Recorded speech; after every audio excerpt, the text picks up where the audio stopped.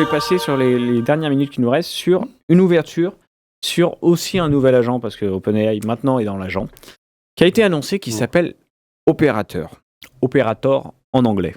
Donc Operator, c'est quoi ?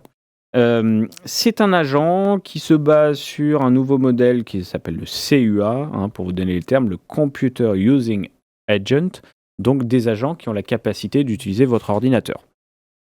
Ça fait penser à la RPA.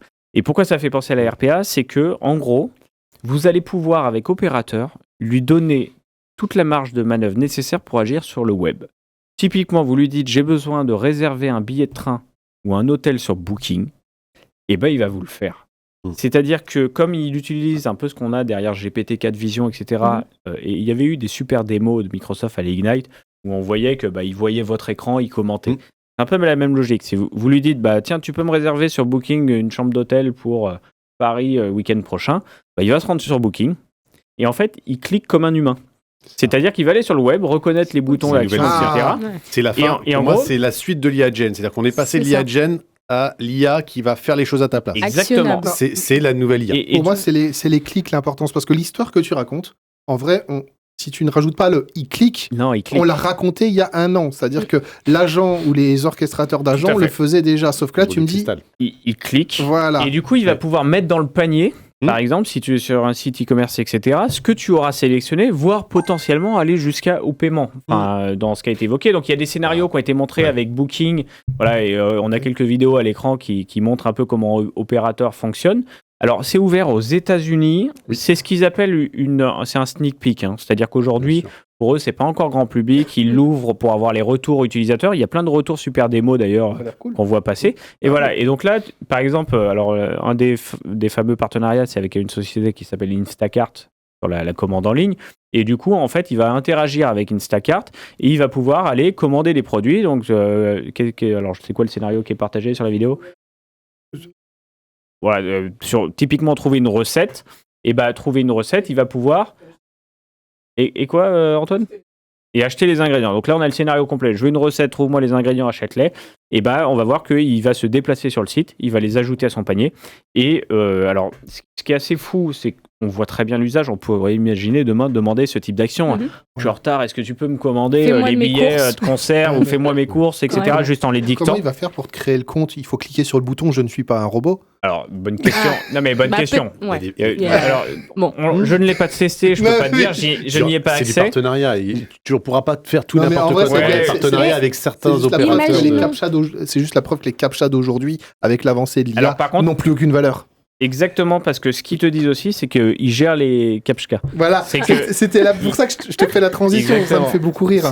Donc, c'est capable de saisir, donc de se connecter, saisir des informations de paiement ou résolution de CAPTCHA. CAPTCHA, ça fait partie des tâches qu'il saura faire.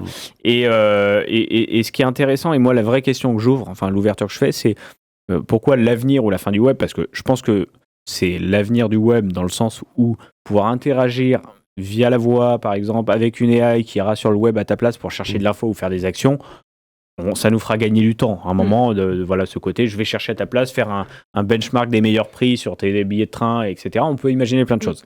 Par contre, je vois aussi la fin du web, parce qu'on pense à tous ces robots qui demain vont crawler le web entier. Si on avait utilisé tout ça, demain, le web, finalement, ce serait peut-être plus des personnes qui naviguent, mais que des robots qui naviguent, et surtout qu'on le sait qu'ils vont le faire à une échelle très importante. Donc la perf des sites va être grandement impactée, parce que les robots ne seront pas limités en clics, pourront peut-être aller très très vite, plus que les sites ne peuvent l'accueillir, finalement. Et du coup, tu as un vrai risque. Il y a déjà eu des sites qui sont tombés, j'ai vu des articles passer, parce que tu as les robots d'OpenAI qui crawlent en ce moment l'indexation des sites, etc. Il y a plein de choses qui jouent. Et tu dis, c'est quoi le web de demain, quoi ? S'ils ouvrent ça, etc., peut-être que le web de demain, c'est juste un web d'AI qui navigue. Et on repensera la manière dont on fera les UX et l'UI des sites web, parce qu'on n'aura plus besoin de faire des trucs jolis. Il faudra juste faire des choses avec l'info. Que les AI sauront bien, sur lesquelles elles sauront bien interagir. Voilà, ce opérateur, moi, me donne plein d'idées. C'est génial parce que c'est tous les... Enfin, moi, je suis je suis un informaticien, donc la probabilité que je sois un geek est élevée. Et du coup, tu regardes beaucoup de scénarios il est pas à moitié. Voilà, de scénarios de science-fiction, de mondes de science-fiction. Tu prends les Star Trek, tu prends les cyberpunk, tous ces trucs-là. Internet, des sites internet dans ces univers pensés il y a des décennies en arrière, Internet n'est plus qu'un bloc de texte parce que tu discutes avec des intelligences artificielles qui te résument des informations qu'ils trouvent sur l'équivalent du net. Et en fait, tu vois que donc finalement, les littéraires, à une époque où les IA n'existaient absolument pas, il y a des décennies, voire 70 ans en arrière, avaient déjà imaginé que quand il y aura l'IA partout, il y aura pas la notion de web ou d'Internet depuis des décennies, en fait, elle disparaîtra au profit des IA. Donc moi, je trouve très drôle ta conclusion, parce que finalement, le monde des littéraires et de la littérature fantastique avait déjà fait ce pronostic il y a des décennies. Oui, non, mais alors, et juste, alors, ça me fait penser à une histoire. Vous vous souvenez du gars qui avait eu plus de $1000 de dépenses sur Amazon ? Vous vous souvenez de cette histoire ? Avec Alexa ? Tu te souviens de l'histoire ? Et en fait, le gars s'était rendu compte qu'il avait toujours les mêmes commandes, etc. Ça partait en boucle. Et en fait, il s'est rendu compte que c'était son perroquet qui commandait sur Alexa. Parce que lui commandait sur Alexa, et en fait, le perroquet avait mémorisé ça, et c'est le perroquet. Donc en fait, on est passé du perroquet à l'IA. Ça rigole. Demain, il faudrait de la reconnaissance quand même de voix pour limiter la casse, on est d'accord. Après, aujourd'hui, Operator, il a son interface. Enfin, c'est pas comme je le décris, dicté par la voix, etc. On a une interface dédiée, tu lui mets tes commandes, tu lui dis quoi faire, et tu vois ce qu'il fait. En fait, c'est lui qui le fait aujourd'hui. C'est vraiment le côté sneak peek, et c'est ce qu'ils appellent la research preview. Et en gros, tu as ton interface de prompt, et tu vois sur la partie droite comment il opère, etc. Il interagit. Donc ça ouvre le champ des possibles. Néanmoins, avoir la sécurisation de ça. Je reprenais le perroquet. Si on fait notre anticipation, justement, folle qui te fait de la dépense dans tous les sens, sur tous les sites marchands. Dans les meilleurs scénarios d'anticipation, on est très proche de ça, de voir c'est exactement ce qui a été décrit. Donc c'est ce qui est fou, moi je trouve, dans cette news. C'est génial. C'est qu'Operator, ça ouvre un truc incroyable. Est-ce que ce sera la fin du web moderne, etc.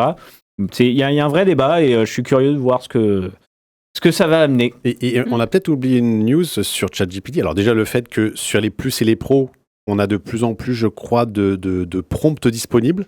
Je crois, ils ont augmenté le niveau pour répondre aussi à plein de petits boutons maintenant pour faire plein de trucs dans le pré. Et il y a la tâche, le nouveau prompt à tâche. Et je trouve que ça, alors pour l'avoir essayé, c'est très bizarre parce que nos tâches sont plus dans une liste de tâches, mais dans un truc virtuel où en fait on lui demande de nous lister nos tâches, il nous liste nos tâches et on peut rajouter des tâches comme ça. Et je trouve qu'effectivement on est dans une virtualisation de tout ce qui va arriver. Et je pense que la prochaine étape c'est le calendrier. Notre agenda sera complètement virtualisé et en fait on n'aura plus un agenda nécessairement visible. Et on interrogera donc les tâches, c'est tu lui dis quoi faire et il te le rappelle au bon moment donné, etc. En mode notif. Fais-moi penser demain à rappeler le médecin. Notif moderne. Du coup, ça va être quoi ça va être stagiaire mini ou stagiaire 3O, on va l'appeler. Exactement. Pardon pour les stagiaires qui nous aident à tourner sujet de vidéo. Exactement. Et tu as raison. C'est la preuve, c'est qu'il y a tellement d'annonces, c'est dur à suivre. On essaye de vous faire un petit récap de cette actualité. Vous avez vu qu'on navigue beaucoup maintenant entre l'open source, OpenAI et Microsoft parce que tout ça s'alimente énormément et a de gros impacts.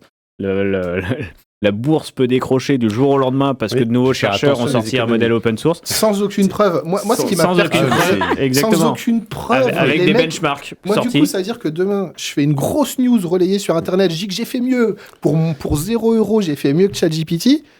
Je tue la bourse en fait. Moi ça me choque que sans aucune vérification la bourse. Mais c'est le principe du marché ça. On rappelle quand même l'équipe chinoise qui sort ça fait partie d'un énorme fonds d'investissement sur la deep tech assez connu, etc. et dont les anciens sont des chercheurs de je sais plus. D'accord. En termes de visibilité et d'impact, il s'est pas sorti de nulle part sur LinkedIn en mode petit post partagé à 5 amis, tu vois. Et mais c'est important même si tu as plus d'impact, Romain, on le sait. Non mais c'est important parce que pour beaucoup de gens qui ne sont pas de cet univers que toi tu maîtrises. Moi, j'ai entendu beaucoup de choses sur DeepSeek et je pense que la majorité des gens ne savent pas à quel point en fait DeepSeek était hyper connu dans le milieu autorisé. Voilà. Et depuis, ça fait quelques années que le fonds s'est monté, qu'il finance beaucoup de deep tech, etc. Enfin voilà, ils sont et il y a de grosses capacités d'investissement derrière. C'est pas juste des chercheurs en laboratoire entre eux. Enfin, d'où la preuve, ça a été un peu. Il y a le gouvernement chinois derrière. On va finir sur tout ça parce que sinon on ne s'arrêterait jamais.